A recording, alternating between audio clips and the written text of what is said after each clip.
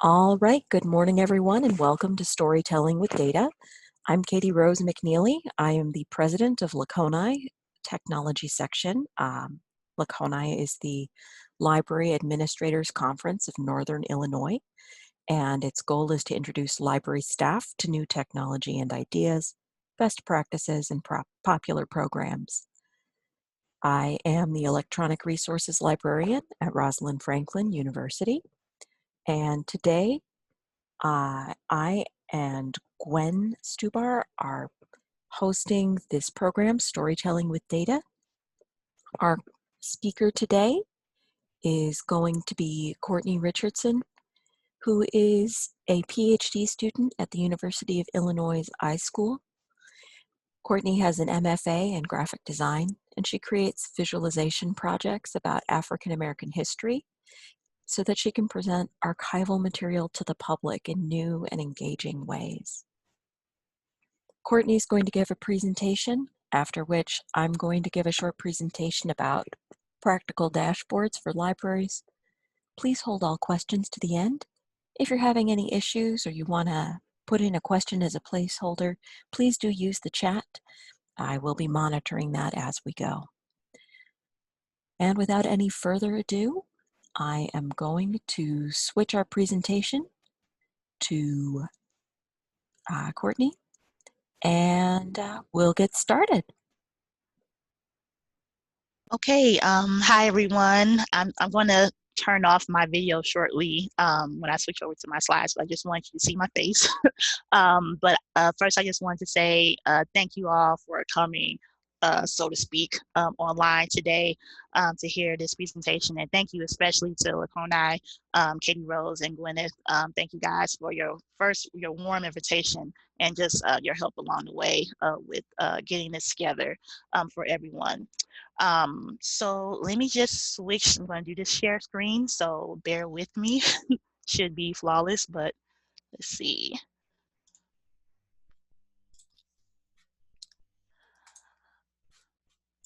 Okay. And let's see if I can do a full screen.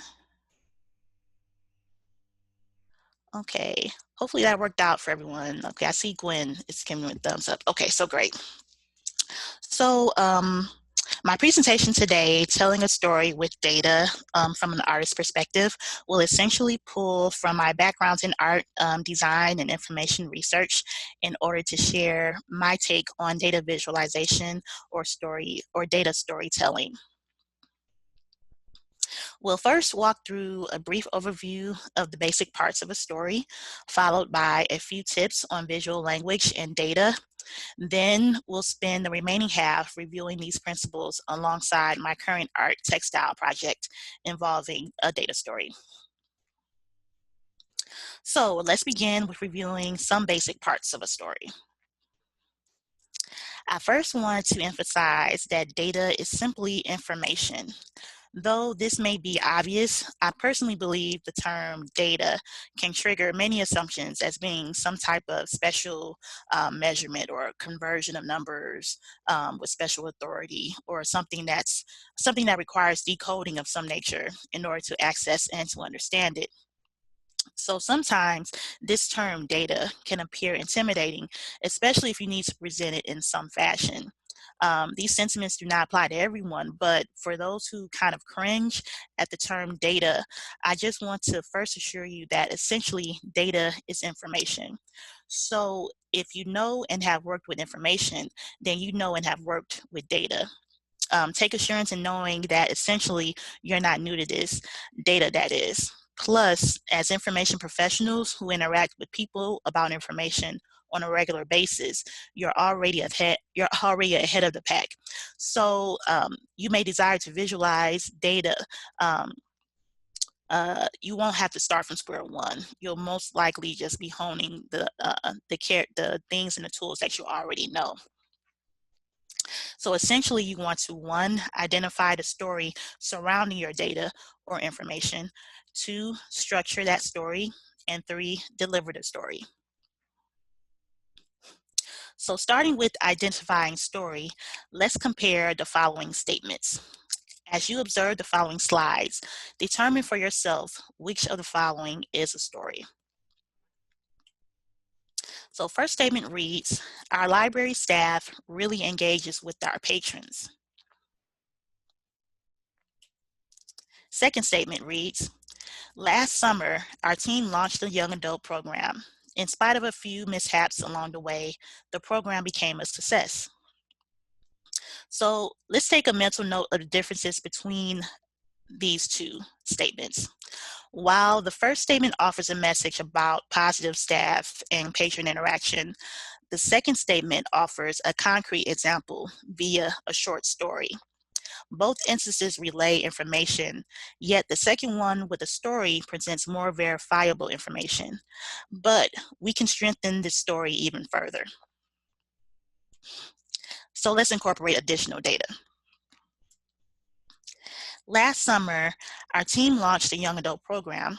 In spite of a few mishaps along the way, the program became a success, increasing our young adult program engagement by 15% that following season. So by adding even more specific information, our story is further clarified. It is also now verifiable. And this bit of data can take a numerical form as this 15% presented here, or a qualitative form such as a testimonial of some sort, perhaps by a patron or by another youth, if we're going to stick with this example. So taking a step back from our sample data story, we can identify 3 parts of an interesting story. First is the beginning, setting the scene. Then there's a midsection that involves some type of struggle or intriguing moment. This ties in your audience. And lastly, the end, which can include either a resolution or an ongoing or unanswered question for further research or further inquiry. We can also view these same 3 parts as developing pieces of your story. These would include how you would consider the actors of your story. Actors are used to guide the audience through your story. So in this example, we present the staff and patrons as our actors. The plot is also within the middle section, laying out the intriguing details of the story, i.e., for this example, the mishaps along the way. And then the main message is reiterated at the end of the story. Lastly, it's good to note that each of these parts can be adjusted, rearranged, and or extended to fit your audience, your timing, and message goals. So keeping those basic parts of a story in mind, let's now add pictures. Let's do another mental exercise to review some basic aspects of visual language. And when I use this phrase, visual language, I'm referring to how we understand, read, and use graphics or images in order to communicate a thing or a story. Try to think of visual language as another branch in the same family as verbal, nonverbal, or body language, for example. So, observe this sample graph. How fast can you read this? How about this graph? And what about this? In this progression, what differences did you see? So let's rewind a little bit. So in this first sample, there are multiple and various types of information to digest. There's many places for the eye to go, such as the color key, the line chart, the bar chart, along with many categories along the axis. I'm not judging this graph as a bad example, but I'm calling your attention to the multiple visual languages that are speaking simultaneously. Reading these different visual items will take more time than the second example. Notice here the drastic difference in visual language, such as quantity of categories, using a single color, a simple axis, and so forth. Less processing time is needed to read it, albeit its bland appearance. Again, we're not judging whether this is good or bad, but instead taking mental notes of the visual language that is used here and its effect on our inner processing time. Then we see a minor visual adjustment to the same graph. Did you notice where your eyes first landed on this graphic? Based on the bolded text label and grayed out categories, there's a visual attempt here to lead the viewer to a certain area of the graph. Even the simplest, or so to speak, bland graphics can be made into a more dynamic story with simple visual language or visual cues, as I noted here. This approach of purposefully guiding the viewer along your graphic could also be applied to the first, more complex graph that we viewed. Guiding the viewer through the graph with visual cues helps to simplify what may appear complex and enhance what may appear too bland. You can also imagine if I highlighted each category sequentially. This would add even more dynamism to this visualization. So the main takeaway from visual language and storytelling in general is to incorporate techniques that will decrease information overload for your audience. Because you can tell it all, but we will not be able to retain it all. It is so tempting to pour out all of our knowledge about a topic or share every detail of our stories when we tell it, right? But keep in mind that it will not serve the audience well if it is not edited with them in mind and formatted for the medium you are using. So, for example, consider the difference in how the differences in how data is relayed in a book versus a slide presentation or a speech or a video. Lastly, I want to call attention to graphics aside from charts, graphs, and tables to tell a story with data. Nothing against them, but I just want to note here that there are also additional visual types to represent or support your data, such as illustrations, using actual text, considering that the text itself is a graphic, photographs, videos, and so forth. I also added or included interaction here because you as a storyteller can encourage additional interaction through your graphics. Similar to how I've been asking you questions throughout this presentation and a simple graph example we previously reviewed. By asking questions or offering some other activity and using visual cues to guide your audience through the data, the chances of keeping them engaged increases. Plus, there's a better chance that they will grasp the message you wish to convey versus losing them along the way. This also leads to a few words of caution that I have highlighted here. So visual decisions can help, but if not considered, they can also hinder your story. This is not an exhaustive list, but some basic decisions such as sequence or placement, here I have it listed as order and timing, the fonts of your text, as well as the color, can greatly impact the legibility of the data and the comprehension of your story. I don't have time to expound on this, but maybe we can have, if anyone has questions, we can get more in depth during that segment, during the Q&A segment. But when in doubt, keep it simple and prioritize legibility above all styling and color choices, because at the end of the day, you need your audience to understand what it is you're trying to tell them.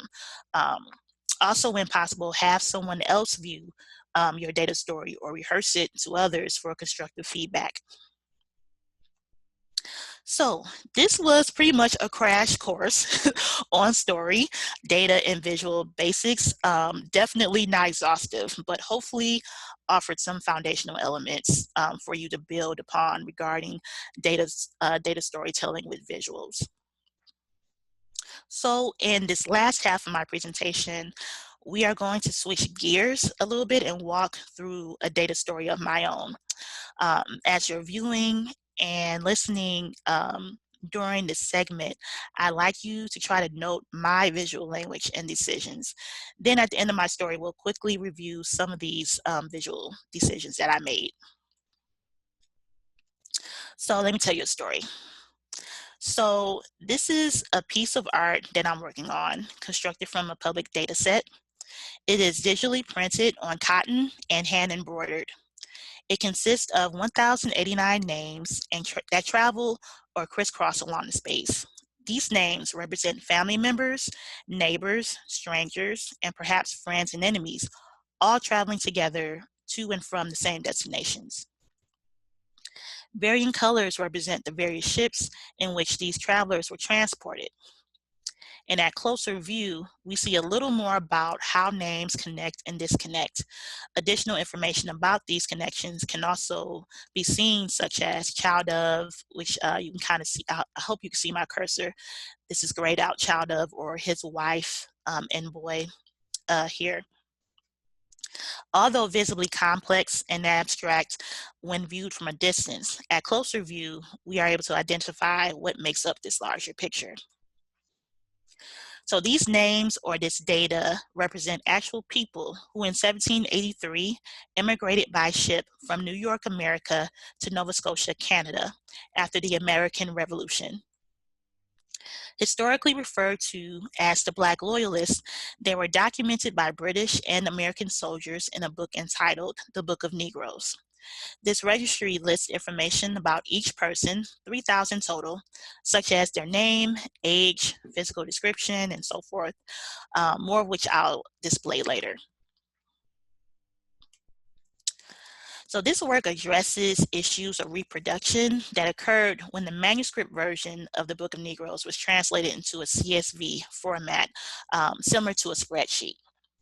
Complex information where human involvement is visually apparent and central in its makeup and subject matter was translated into incomplete, simplified data that appeared flat, lacking much evidence that the information was one, multifaceted, with descriptions, markings, tactile qualities, and objective with subjective content, and two, made by, made for, and made about actual people.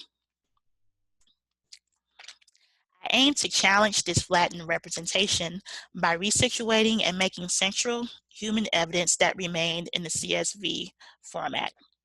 The outcome would be my take on data visualization, offering a theoretical view on the affects and effects of knowledge production, its representation and dissemination through art practice.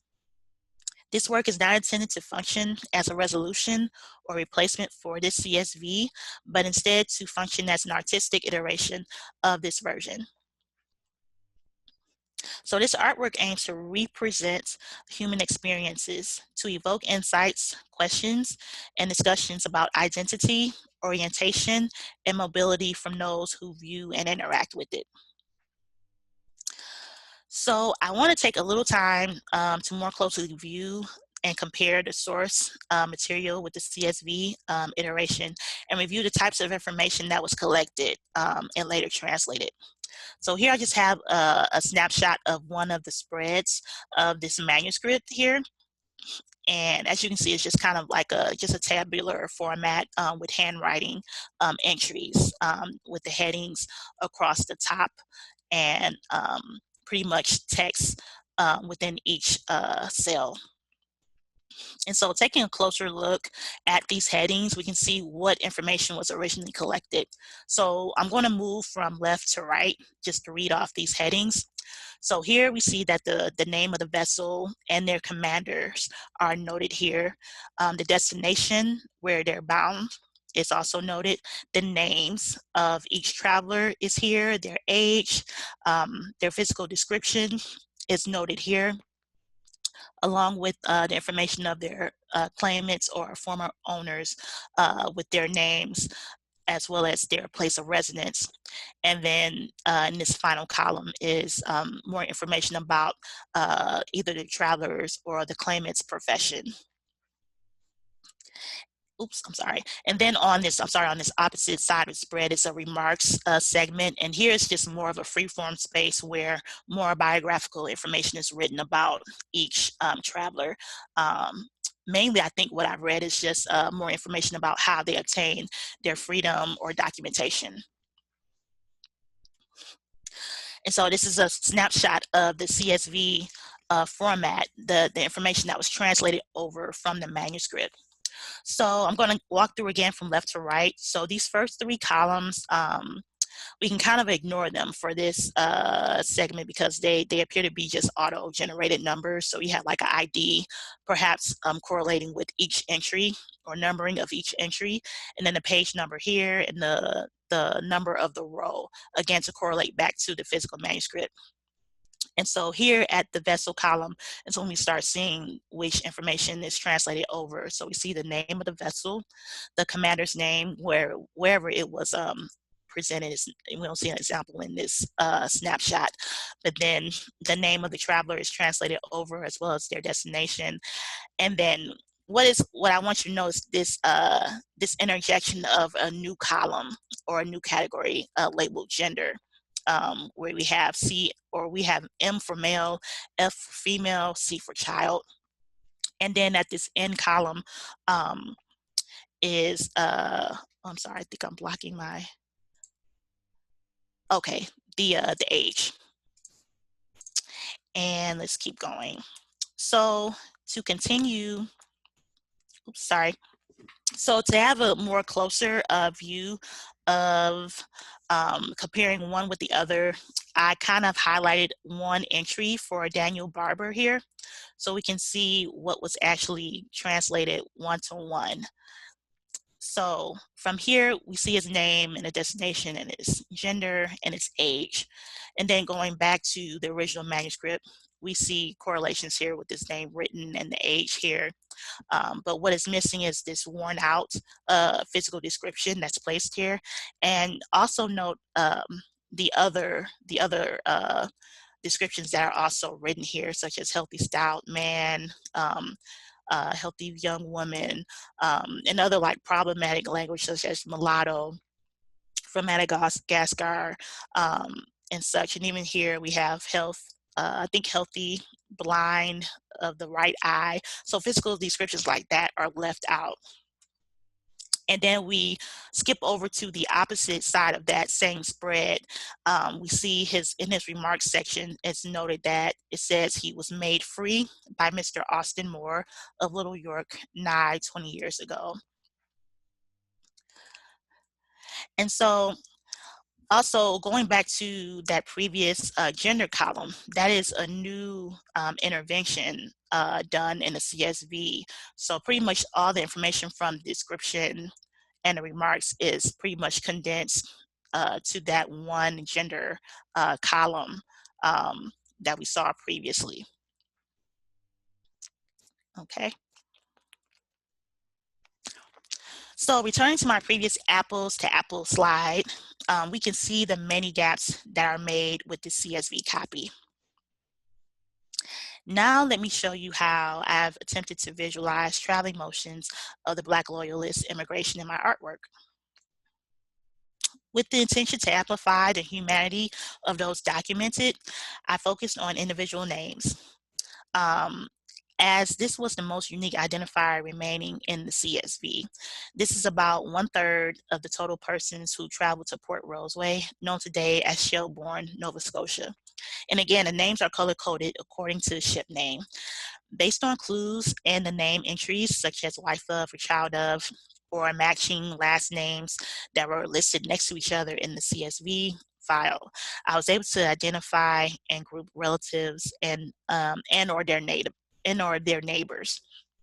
While working so closely with these names, I noticed how I viewed the names as surrogates for the actual individuals and groups they represented. As I arranged the names, my only rule was to keep the communal names together. I arranged the groupings in a spiral circular direction to purposely create a disoriented view. In relation to the traveling patterns of the Black Loyalists, they re-encountered tragedies of racism in their new location, Nova Scotia. So essentially, they circled back to the same racial issues they initially set out to escape. Now, recently I began a textile iteration of this data, thinking about fabric in relation to dress and performativity. Incorporating it offers a different perspective on how persons assimilate, adjust, and recover as a form of orientation. Fabric also allows me to physically touch the names and trace their joints and disjoints with one another. The embroidery retraces my arrangement decisions, making them visually apparent as I moved from group to group. The backstitching also works as a prompt to consider the unseen messiness behind the construction of data or information. How did this data collection and practice impact society at the time of its creation? And how does it or can it impact society today? I aim to explore these questions through artistic means alongside information and history stories or studies. And so after reiterating my message, I end my story there, right? And so lastly, let's go back and review some of the cues or some of the visual decisions that I made. So there's a few techniques I want to go over again. So if you remember, I spent a little time here doing a comparison and contrast between the material and that being the manuscript versus the digital or digitized translation. And so my visual cue here or language that I use is this keeping this same rectangular box with the red outline here. Also, I try to keep, if you try to look closely, this box does not jump. Like it stays in the exact same position when I cross from one to the other. Again, this is just a technique to kind of keep the eye of your viewer focused on what it is you want them to notice or review. And then also keeping the comparison one-to-one, I use, for example, I picked the same name in both examples, again, to make for easier comparison. Also, something that we didn't really go over is another technique is this, so to speak, zooming that I did throughout the presentation. I kind of zoomed in and out of this complex material.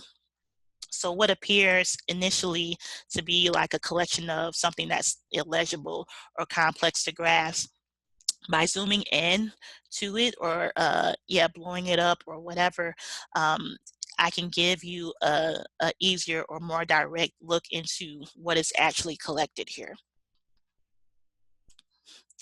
And then as far as interaction, as far as the actual textile work, I have hopes to eventually present this in a physical space.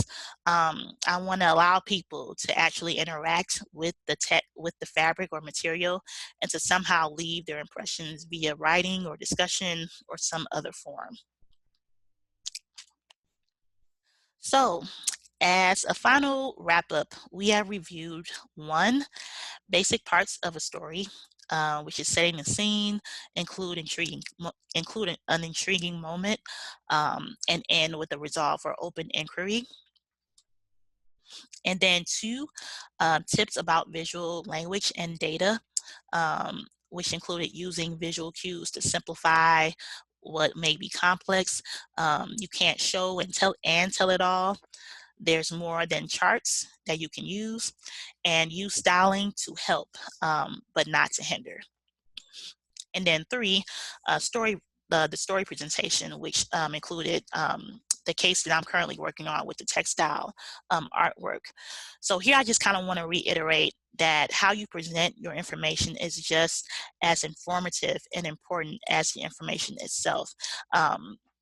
The display and all that, the format is in itself actual information as well. And so allow time to prepare it and to even practice it as well. And then lastly, I just want to give a couple of tools or literature that may be of interest if you'd like to explore this topic of like visualization and storytelling with data a little bit more.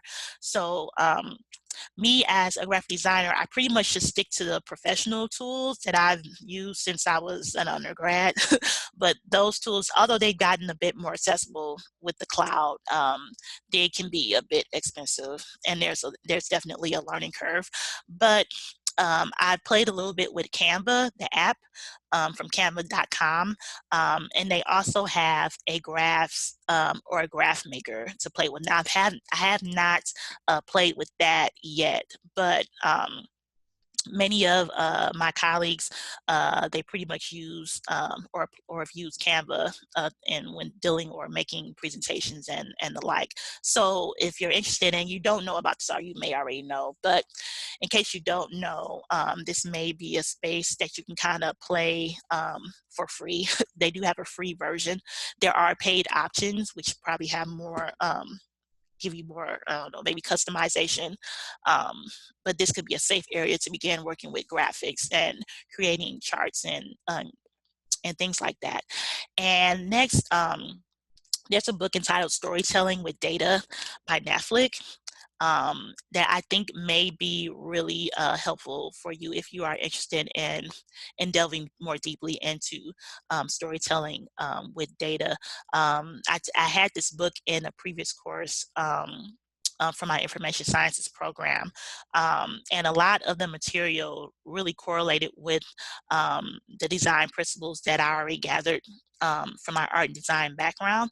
So I think he does a great job as far as laying out the principles and with examples that support to give a good grasp or take on what it is to tell a story with data. I think he really puts it in your lap. So if it's something that, again, you're interested in, I think that book is worth it. I think it's also, you could probably get a free ebook. I'm sorry, I can't remember for sure. And then lastly, there's this book entitled Visual Literacy by Judith Wild and Richard Wild. And this is more of I don't know, maybe a geeky design book, a workbook. So, definitely if you're interested in like, what is visual language and literacy? This may be of interest for you to look up. It's an older book, so it's a little old school, but the visual principles are still pretty interesting to practice if you're interested in that. Okay, and that concludes my presentation. Again, thank you all so much for listening in. Feel free to reach out to me if you want to talk afterwards or have a question beyond today. Yeah, so thank you again, and I am going to try to transition over and make KatieRose the host again, so just bear with me for a second. Okay.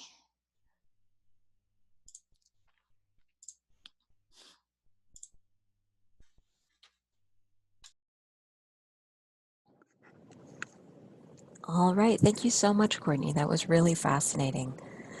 And if you all will bear with me, I will share my screen for a short presentation on how we're using data visualization at my library right now. So let me just get this set.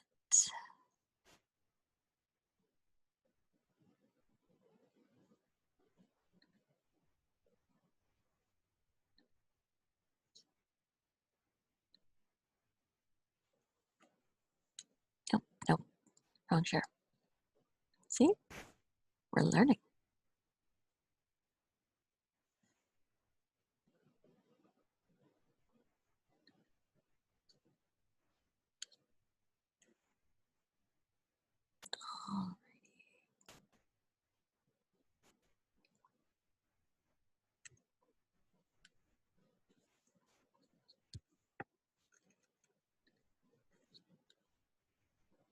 Okay, are you seeing my slides?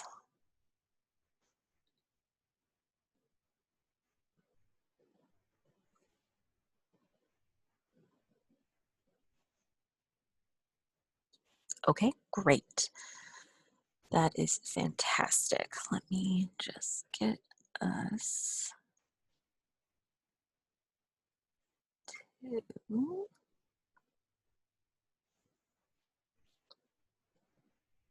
Okay, thank you. I will put them into slideshow mode.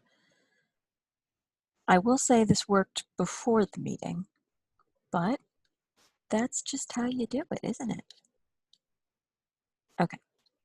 Are they in slideshow mode now? Sorry. Jeez Louise.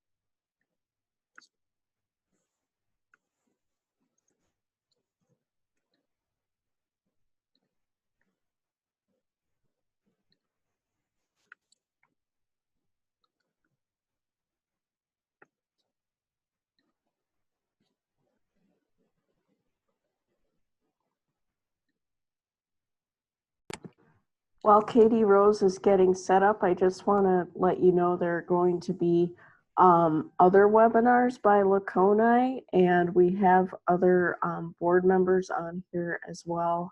And you will be getting information about that later. Okay, now am I in slideshow mode?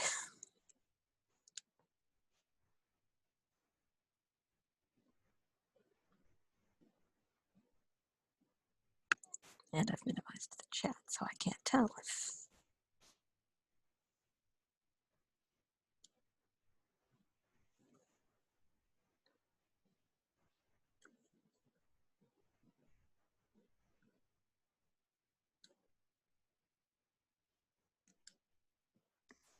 Yes, Katie Rose, you're in slide mode. Thank you. Thank you. So it's not a technology program until you've had an issue with technology, right? Alrighty, so let's get started. So with apologies to Modest Mouse, here's my presentation on dashboards for library stakeholders. As mentioned previously, I'm KatieRose McEneely. I am the librarian for electronic resources at Rosalind Franklin University. And I'm happy to present on what we do here. So if you're not familiar, Rosalind Franklin is a private University of Medicine and Science located in North Chicago, Illinois. The university has 5 colleges that offer a total of 26 programs, all focused on the health sciences. I am in the Boxer Library, which serves all programs with a combination of electronic resources, interlibrary loan services, and a small print collection. It's very small. We also circulate items such as cell phone and computer chargers, happy lights, and human bones.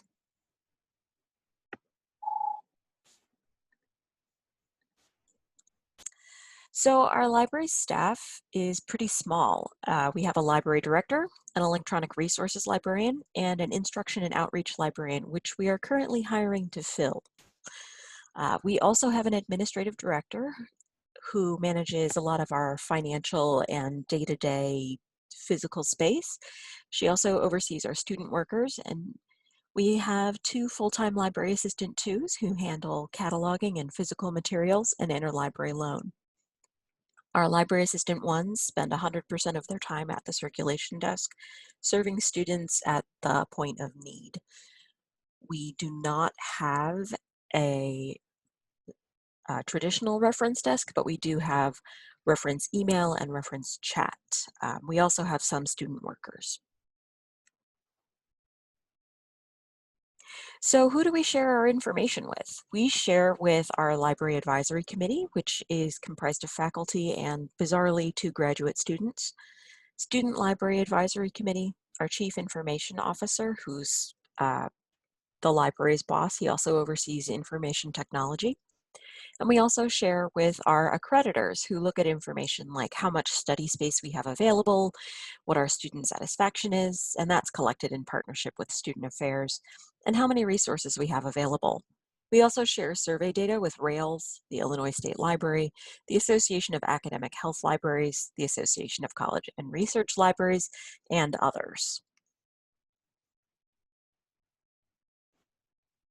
So here's the first of our dashboards. I inherited the format from my predecessor, and we display all of this information on our website, so it's available to any stakeholder who's interested. But we catalog our checkouts by year, and we compare them to our e-resource usage. We also log our interlibrary loan and print to PDF service. Print to PDF is a service where we will scan materials from our print archives and email it to students, which is great because it serves them really quickly. Our stacks are closed, and a lot of our materials we can't replace very easily. So this kind of broadens where we can share it. We also keep track of our library instruction. So we keep track of sessions and our number of participants.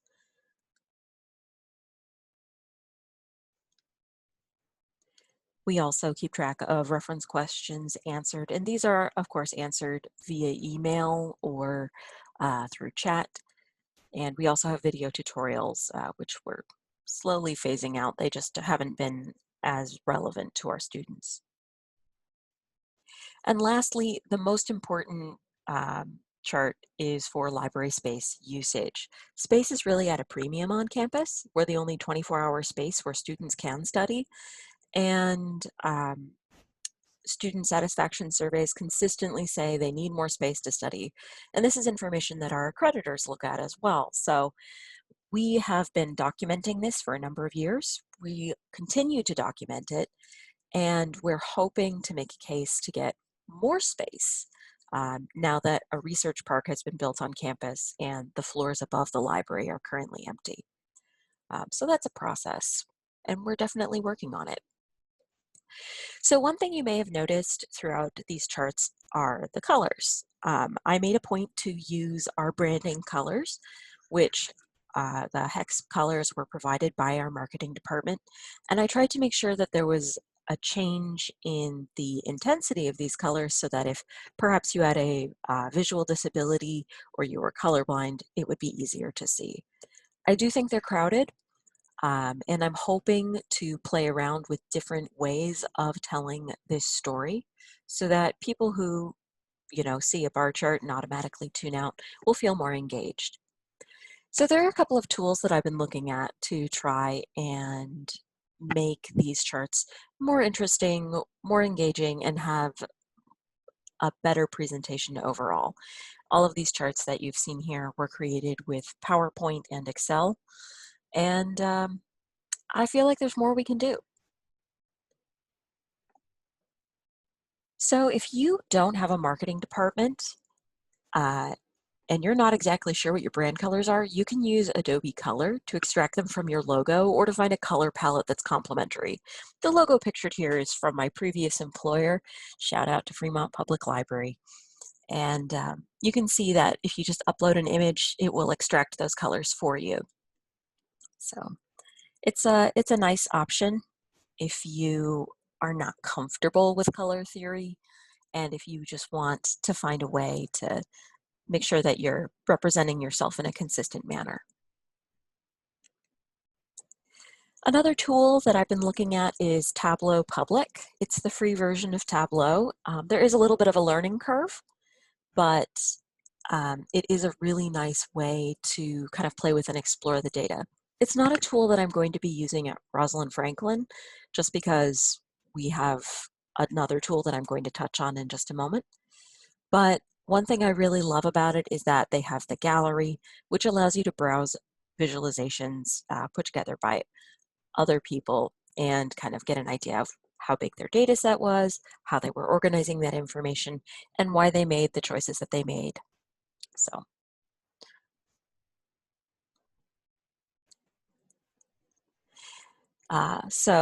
the tool that I will be using is Microsoft Power BI. You can use this for free, but if you want to share your visualizations, you will need the paid version. We have a paid version at the university, so this is the one I'm going to be exploring with. This chart was created with a much more advanced data set than my Excel spreadsheet for our circulation. So this was using a data set that had over 25 million entries and was pulled from their ILS. So that's the big leagues right there. Another tool that you might want to use if you use a lot of Google-powered data like ads or analytics, or if you just want a free and familiar interface, is Google Data Studio.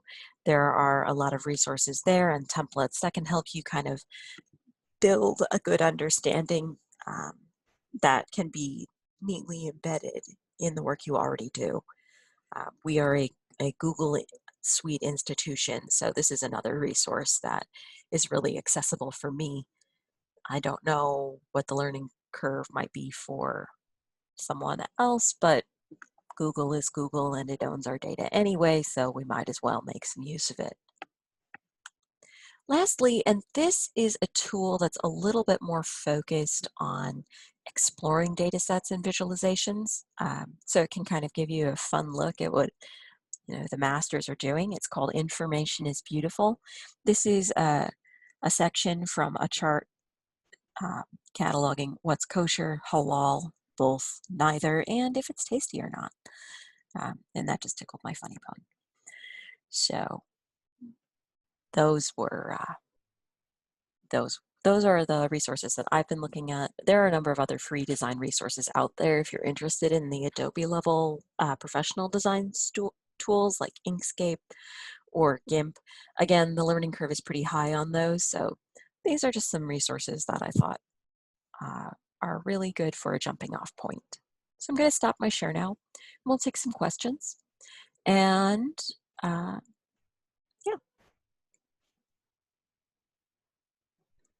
Alrighty, so who has a question? And you can continue to use the chat, or if you would like to speak, just raise your hand and I will unmute you.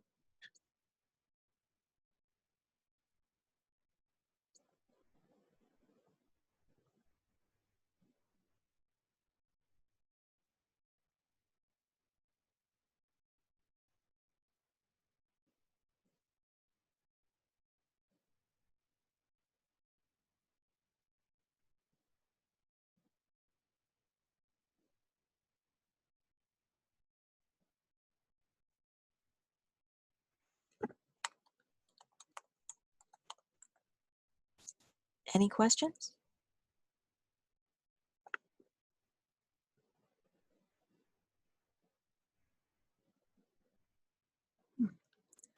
Okay. Well, we must have wowed you, and you just don't have any words left to say.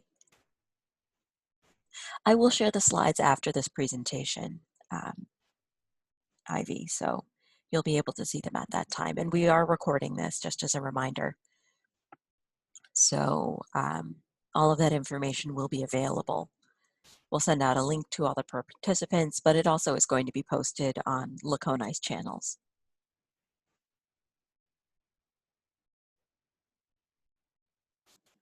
All righty. So in that case, let's tell you a little bit about upcoming programs with LACONI. I am going to move us on over to Gwen, and she can tell us a little bit about it. So let me just make her the host. Hi, everyone. Can you you're hear good. me okay? We can hear you. Okay, great. What I want to tell you, which I think is great, is that like LACONI traditionally has charged for in-person programs. For this webinar, what is awesome is that they decided to make it free to participants, which we were certainly happy about. And in that vein, the LACONI Tech Committee itself is working right now and working quickly to provide awesome programs, webinars that you can view. And I know, at least in my case right now, I am required to do continuing education from home while I work from home. So we are hoping to be a conduit for that you will have more offerings. So since you have signed up for this program, once we have the next webinar completely figured out, we will go ahead and send you a survey to fill out about this webinar, as well as information where you can sign up for the next webinar. So that's basically what we have to say right now. Is stay tuned. We're going to have other webinars and we're working on it right now. Thank you, Katie. Rose. All right. So if there aren't any additional questions, I want to thank you all for your time this morning. We really appreciate it. We know that everyone's getting a little zoomed out, but we're glad that we could have this program with all of you virtually, and even though in person wasn't an option. Thank you again, Courtney, for your presentation. It was really wonderful to have you here today. And I wish you best of luck as you continue in your PhD program. With that, I'm going to stop the recording. As I said, a recording will be made available, as will copies of slides from both Courtney and myself. And we look forward to having more of you in LACONI programs in the future. Thanks so much. Stay safe and stay healthy.